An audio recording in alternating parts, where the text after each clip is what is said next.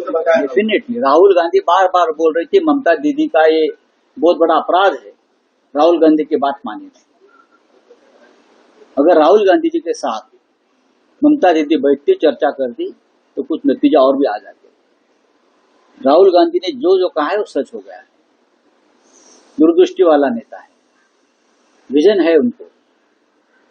तो पश्चिम बंगाल का तमिलनाडु का चुनाव चोरी कर लिया। सर आपने क्या बारे में कहा? नहीं देखिए, जब इंदिरा गांधी चुनाव हार गई, कांग्रेस चुनाव हार गई, तो पूरे देश में उनकी सत्ता आई, सभी राज्यों में उनकी सत्ता आई थी लगभग, लेकिन लोगों ने इंदिरा गांधी को हरा दिया। यही मोदी जी का हाल होने वाला है, यही बीजेपी का होने वाला है। उनको लगता है पूरे देश में हमारी सत्ता, हर राज्य में हमारी सत्ता आ गई, अब हम चक्रवर्ती सम्राट हो गए। ऐसा नहीं है। जब जब दिया बुझता है तो उनकी जो हमारे मराठी में बोलते हैं वो, हाँ, वो बड़ी हो जाती है, आग जोर से आती है और छपकन बुझ जाती है।